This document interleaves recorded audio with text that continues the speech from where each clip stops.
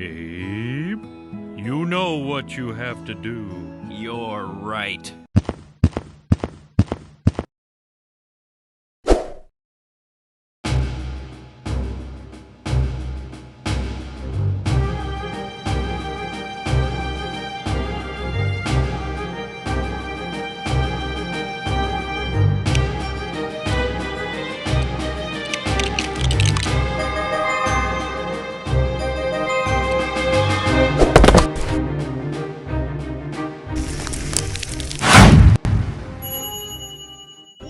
Look, a shooting star, make a wish.